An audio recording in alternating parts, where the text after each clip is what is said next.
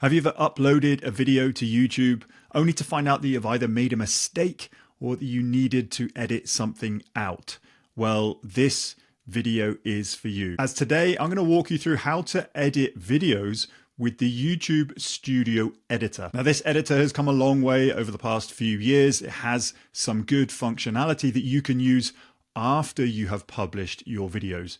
It is not an all singing, all dancing video editor, but it has got some really good functions that I'm going to walk you through today. And if you stay all the way to the end, I'm going to offer you something that's going to accelerate your YouTube channel if you are looking to achieve that first 1,000 subscriber milestone. So without further ado, I'm going to dive straight on over into my YouTube studio. So here we are then inside my YouTube studio.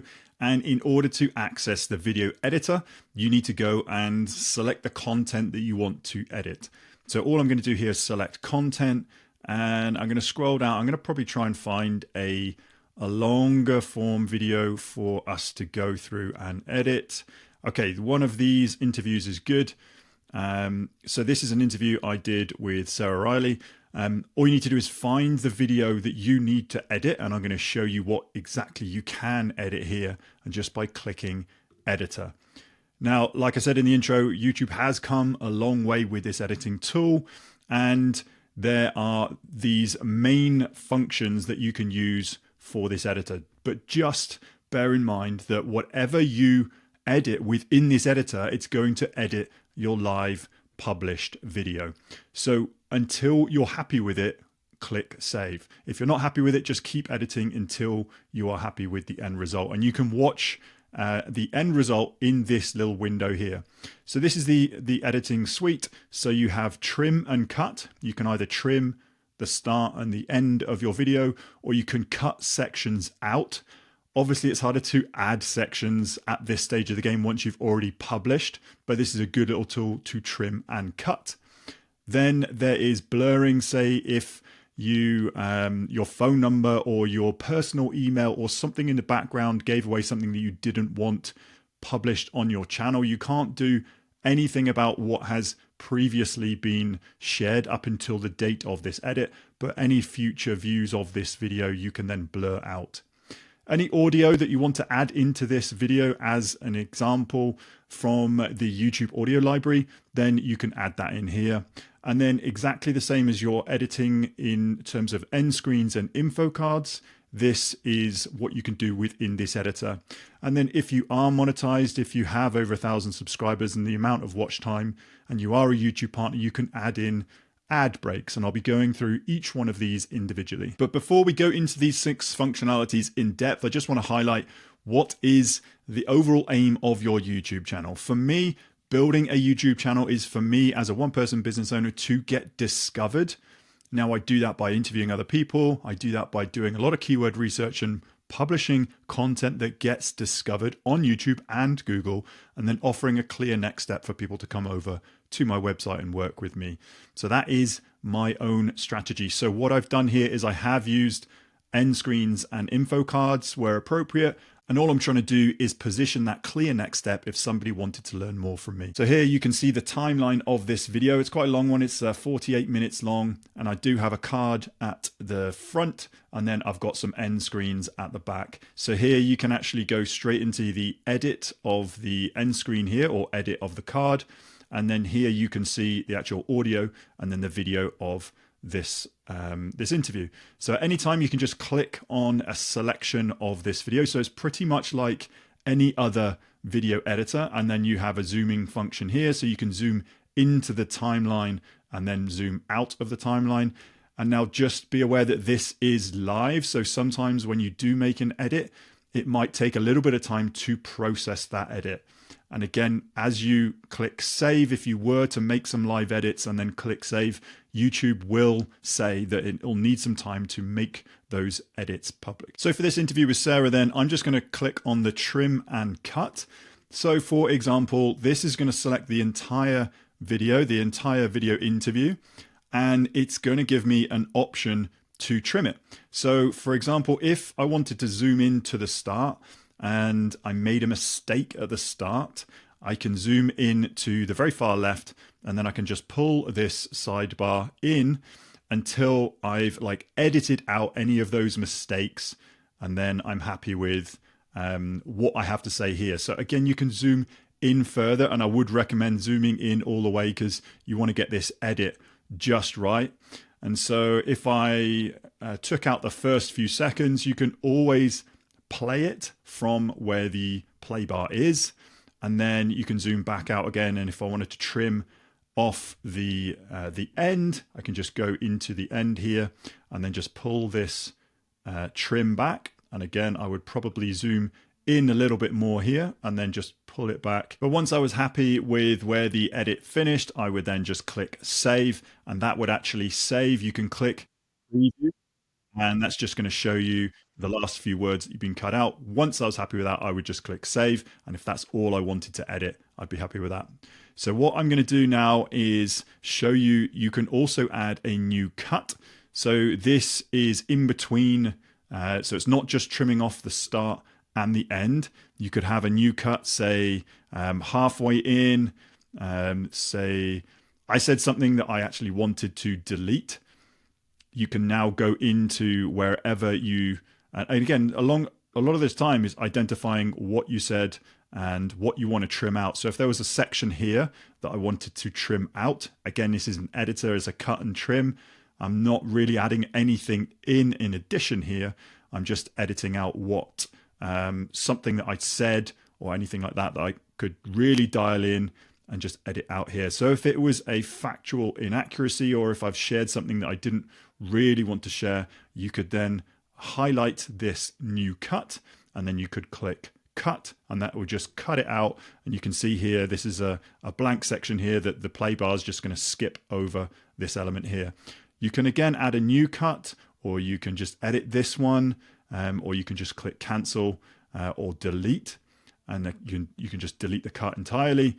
And then, or you can discard all of your changes within this trim and cut, and then it will just come straight back out to the full length video. Now the next section here is the blur. So if you wanted to add in any blurs, for example, if there's something in the background that you didn't want to show, or if you were sharing screen and you shared your personal email or your phone number or anything like that, you could do blur. Now face blur or custom blur, here are your options. Face blur would just go through and process the whole video and identify with AI some facial recognitions that you can actually blur out, and it will track those faces, but it does take a little bit of time. Or you can come down here and just do a custom blur. So what I'm going to do here, for example, I had something on my bookshelf that I didn't want to showcase. So all you do is identify where this is. So you got a rectangle or oval, or if you wanted to like blur out somebody's face, you could do that just by doing this.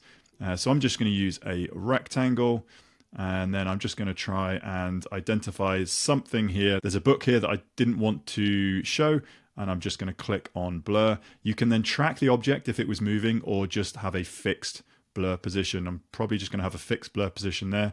And then in here in the time bar, you can actually see this blur section in here. So then I would like zoom into this, and then you can actually click on the blur section and then extend it out however long you wanted. So you could also do that on the custom blur timeline here. You can go from the very start to whatever time that the screen switch, or you're happy that what you've blurred out is acceptable for published use.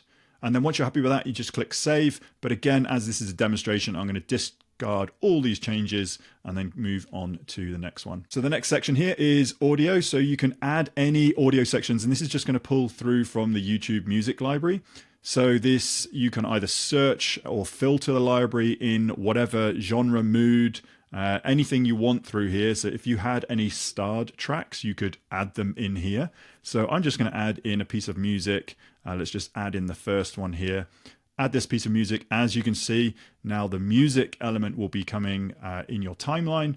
And then you can click and drag this music element. And again, press play and have a look to see how this presents before you finish with this.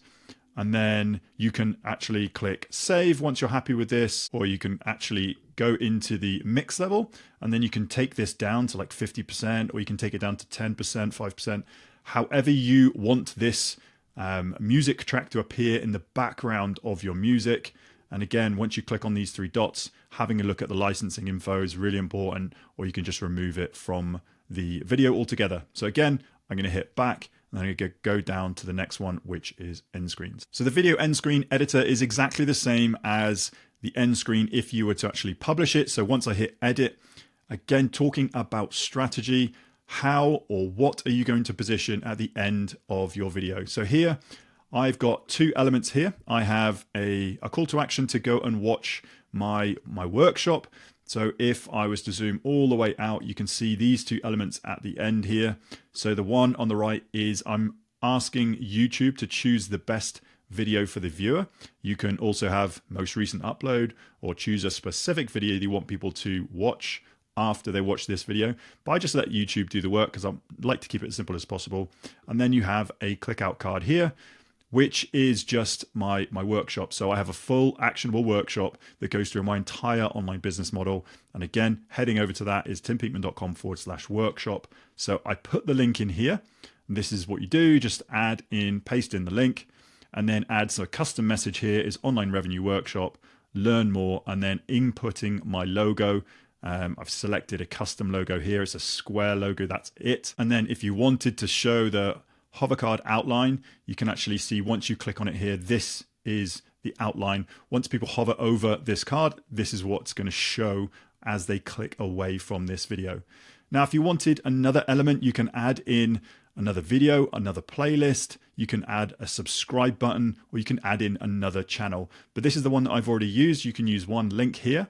And you can only use this if you're part of the YouTube Partner Program. So again, if you're over those first 1,000 subscribers and the allotted amount of watch time, you can link out to your own websites from here. So for a little bit more fidelity here, I'm just going to zoom into the end of this video.